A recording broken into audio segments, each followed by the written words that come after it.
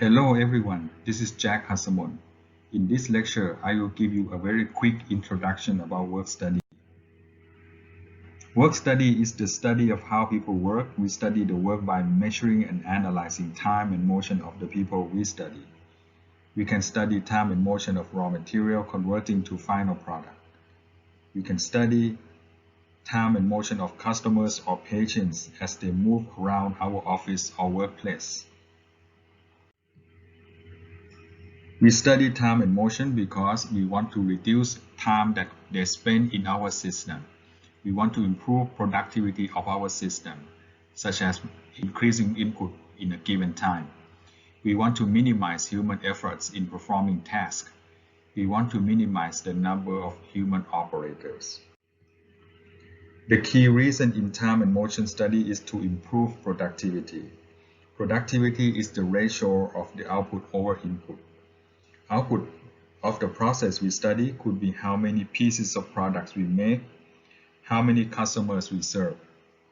Input to the process could be how many human operators we use, how many machines we use, how much material or energy we use.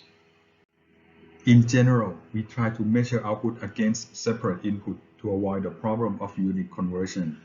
For example, we could measure productivity as output per number of human operators, as we call headcount in this slide. We can measure output per capital invested. We can measure output per management method we used.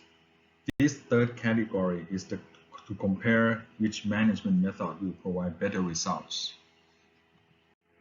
We can improve productivity in many ways, such as improving layout of the facility so we can waste less time on transportation, simplifying or redesigning jobs so that work can be done easier and faster, providing training to supervisors and operators so that they can work more efficiently, providing incentives to motivate supervisors and operators. We can also get our operator to share their ideas about how to improve. The father of industrial engineering is F.W. Taylor. He's the first person to start measuring time in work process. This leads to the term time study, as we all know. One of the most famous work by F.W. Taylor is Taylor to life equation that predicts how much machining time a cutting tool can endure given cutting speed, feed, and depth of cut. Frank and Lillian Gilbert are husband and wife who attempted to measure the effort in doing the work. They are the father and mother of ergonomics, which we will study later in the course. As an engineer, we will be asked to solve all kinds of problems. One of the simplest approaches for problem solving is called Deming's cycle. The cycle is called PDCA, short for Plan, Do, Check, Act. Plan is the most important step. We start by defining the problem. We try to answer what is the problem, what is our goal in solving the problem, how do we measure it if we achieve our goals.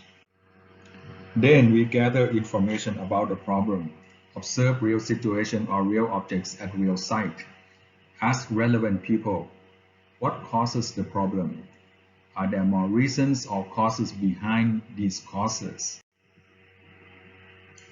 Then we develop alternatives. We try to answer what can we do to solve or correct the problems? What can we do to prevent the problems from reoccurrences? Last step in plan is to evaluate alternatives and decide what to do.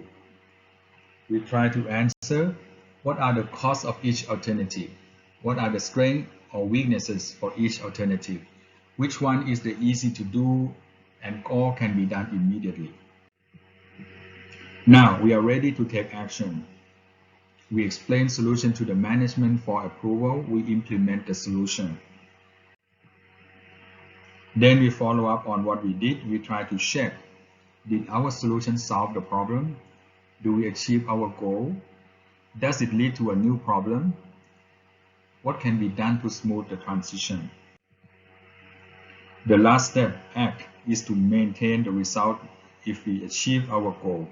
We must answer who needs to do what in order to maintain the situation, in order to prevent the problem from reoccurring. So this is a very quick introduction to work study. If you have any question, you can leave your question in our Google Classroom. I will answer them. That's it for now. Have a good day. Goodbye.